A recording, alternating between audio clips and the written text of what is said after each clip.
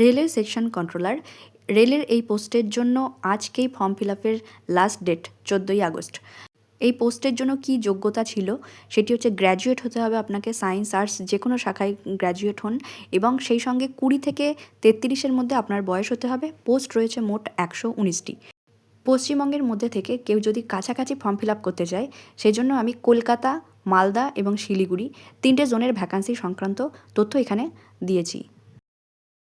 ভ্যাকান্সির সংখ্যা কী রয়েছে? কলকাতা জোন থেকে রয়েছে, ইস্টার্নে রয়েছে 3টে জেনারেলের সিট, এসটি রয়েছে একটা, সাউথ ইস্টার্নে রয়েছে একটা জেনারেল, একটা এসসি, একটা ওবিসি, একটা ইডাব্লিউএসের সিট।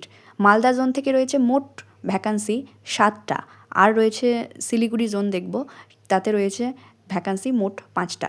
এই ফর্ম ফিল আপের জন্য ফিস কত লাগছে? জেনারেল, ওবিসি আর ইডাব্লিউএস যারা রয়েছে তাদের ফর্ম ফিল আপ করতে লাগবে 500 টাকা, এবং যারা মহিলা রয়েছেন এবং এসসি, এসটি, পিডাব্লিউবিডি এবং এক্স সার্ভিসম্যান যারা রয়েছেন তাদের জন্য মোট ফর্ম ফিল আপের লাগবে 250 টাকা। গভর্নমেন্ট জব সংক্রান্ত তথ্য পেতে লার্নিং লেসন চ্যানেলটিকে সাবস্ক্রাইব করুন, লাইক করুন, শেয়ার করুন। Thank you.